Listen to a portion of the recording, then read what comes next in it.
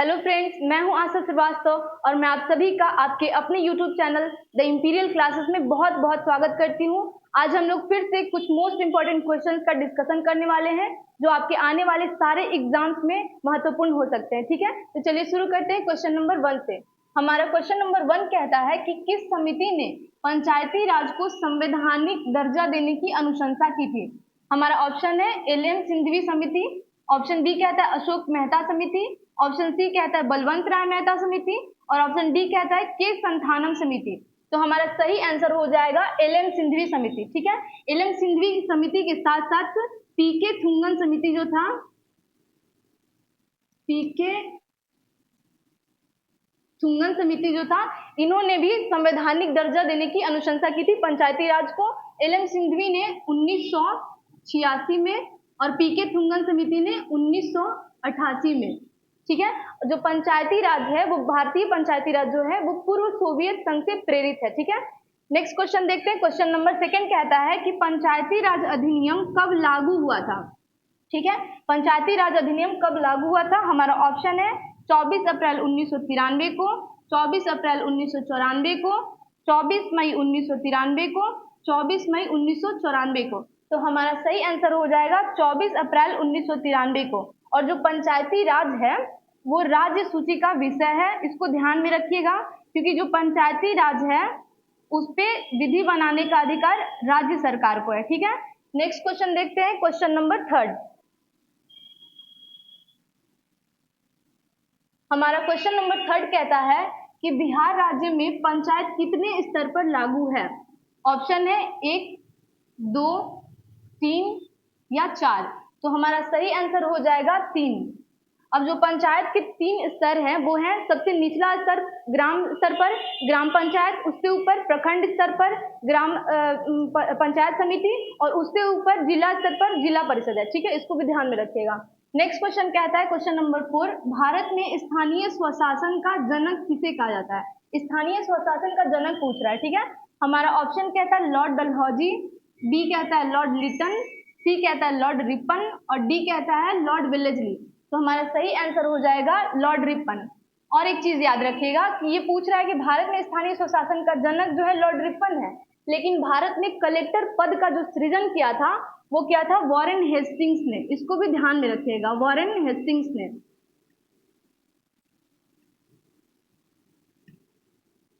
इन्होंने भारत में कलेक्टर पद का सृजन किया था, इसको ध्यान में रखिएगा, ये भी क्वेश्चन पूछा जा सकता है एग्जाम में। ठीक है, क्वेश्चन नंबर 5 देखते हैं। क्वेश्चन नंबर 5 कहता है कि भारतीय संविधान के किस भाग में पंचायती राज से संबंधित प्रावधान है। भारतीय संविधान के किस भाग में पंचायती राज से संबंधित प्रावधान है। ऑप्शन ए कहता है भाग 4 में, ऑप्शन बी कहता है भाग 9 में, ऑप्शन सी कहता है भाग 11 में, ऑप्शन डी कहता है भाग 12 में। तो इसका सही आंसर आप लोग बना चुके होंगे, इसका सही आंसर है भाग 9। ठीक है, और अनुसूची 11 में जो है वो पंचायती राज 11 पंचायती राज से संबंधित है। ठीक है, इसको भी ध्यान में रखेंगे। और पंचायत का कार्यकाल जो होता है 5 वर्ष, ये भी ध्यान में रखेंगे। ठीक है, नेक्स्ट क्वेश्चन देखते हैं।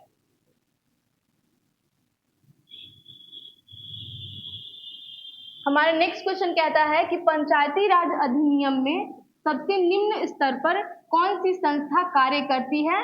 इस क्वेश्चन का डिस्कशन हम लोग पहले कर चुके हैं, इसलिए इसका आंसर आप लोग बना लिए होंगे।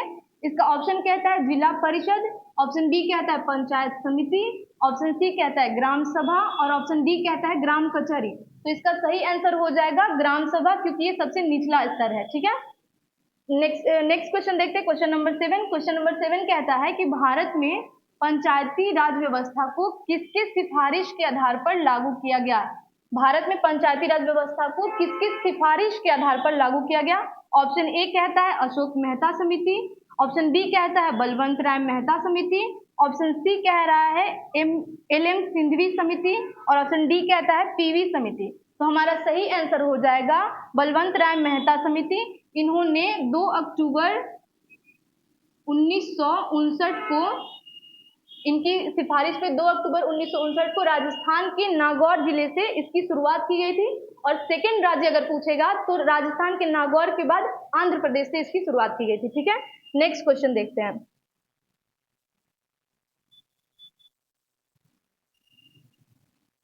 हमारा क्वेश्चन नंबर 8 कहता है कि पंचायती राज व्यवस्था का वर्णन किस अनुच्छेद में किया गया है।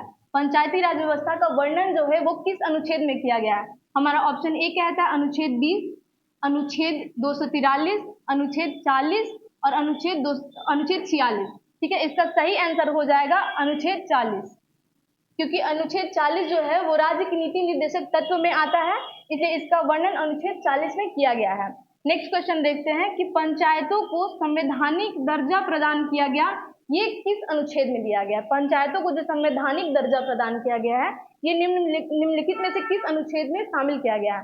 ठीक है, ऑप्शन ए कहता है अनुच्छेद 226 में, ऑप्शन बी कहता है अनुच्छेद 243 में, ऑप्शन सी कहता है कि अनुच्छेद 239 में और ऑप्शन डी कहता है अनुच्छेद 219 में। तो हमारा सही आंसर हो जाएगा ऑप्शन नंबर बी अनुच्छेद 243 में। ठीक है, अनुच्छेद 243 में पंचायतों को संवैधानिक दर्जा प्रदान किया गया, इसका उल्लेख है। ठीक है, नेक्स्ट क्वेश्चन देखते हैं, क्वेश्चन नंबर 10। क्वेश्चन नंबर 10 कहता है कि पंचायत दिवस किस तिथि को मनाई जाती है।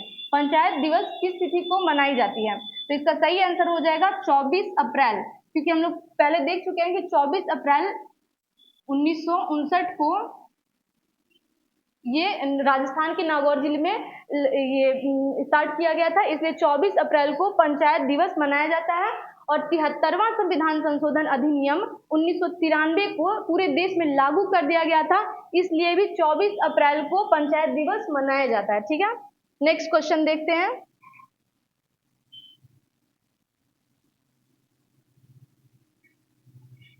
हमारा नेक्स्ट क्वेश्चन कहता है कि पंचायती राज अधिनियम का मूल उद्देश्य क्या था। उद्देश्य पूछ रहा है कि पंचायती राज अधिनियम का मूल उद्देश्य क्या था। हमारा ऑप्शन कहता है सत्ता का विकेंद्रीकरण, ऑप्शन बी कहता है राजनीतिक प्रशिक्षण, ऑप्शन सी कह रहा है आर्थिक स्वतंत्रता, ऑप्शन डी कह रहा है राजनीतिक स्वतंत्रता। तो राजनीतिक स्वतंत्रता होगा नहीं, आर्थिक स्वतंत्रता होगा नहीं, राजनीतिक प्रशिक्षण होगा नहीं, तो एक बचा सत्ता का विकेंद्रीकरण, क्योंकि सत्ता को किसी एक के हाथ में ना देके उसको सभी में बांट देना। ठीक है, नेक्स्ट क्वेश्चन है क्वेश्चन नंबर 12। ये आप लोग कमेंट में इसका आंसर दे सकते हैं। ये है कि लॉर्ड रिपन ने स्थानीय स्वशासन का सुझाव कब दिया था। हमारा ऑप्शन है 1880, 1882, 1884 और 1886। इसका आंसर आप लोग कमेंट बॉक्स में बताइए। तब तक के लिए थैंक यू सो मच।